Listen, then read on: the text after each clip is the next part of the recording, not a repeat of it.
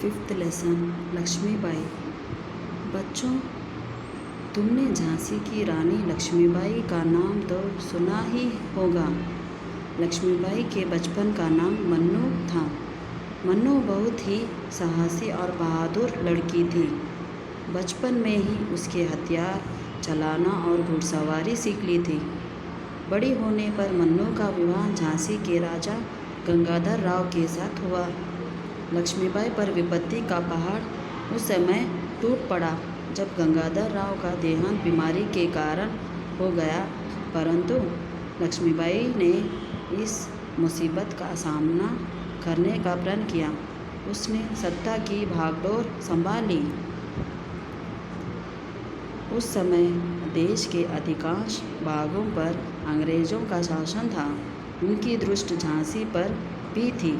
अंग्रेज़ों ने मौके का लाभ उठाना चाहा। उनकी सेना ने झांसी पर दावा बोल दिया। रानी लक्ष्मीबाई ने इस स्थिति का डटकर सामना किया। अंग्रेज़ों को मुँह की खानी पड़ी। इस हार से अंग्रेज़ों की सेना बौखला उठी। कुछ दिनों के बाद उसने झांसी पर फिर हमला कर दिया। इस बार हमला 2 ओर से किया गया। लक्ष्मीबाई की सेना तो सतर्क थी ही, उसने अंग्रेज़ों सेना का डटकर विरोध किया। अंग्रेज़ी सेना आगे ना बढ़ पाई।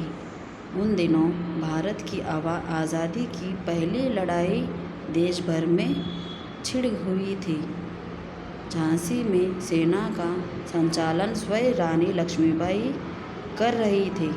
रानी की सेना और अंग्रेज़ों की सेना के बीच कई बार युद्ध हुआ। युद्ध में रानी सदा आगे रहकर सैनिक का उत्साह बढ़ाती थी। युद्ध करते करते रानी ग्वालियर जा पहुंची।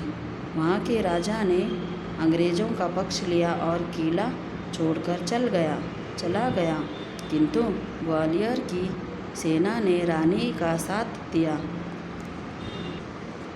अंग्रेज़ों के लिए रानी सबसे बड़ा खतरा थी। इसी कारण वे रानी का शीघ्र अंत करना चाहते थे। अब अंग्रेज़ों ने पूरी शक्ति से रानी पर हमला कर दिया।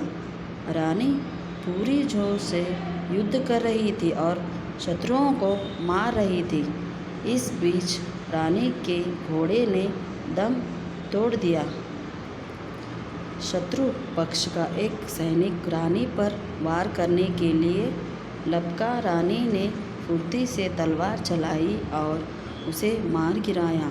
अब रानी शत्रुओं से बुरी तरह गिर गई थी। लगातार वार से रानी बुरी तरह घायल भी हो गई।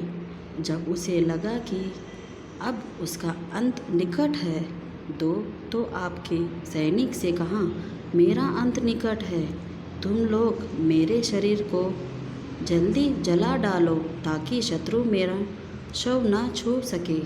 अतः अंत तक शत्रु से लड़ते हुए रानी स्वर्ग सिधार गई। आज भी जब रानी लक्ष्मीबाई की याद आती है तो लोग यही कहते हैं, खूब लड़ी मर्दानगी, वहाँ तो झांसी वाली रानी थी।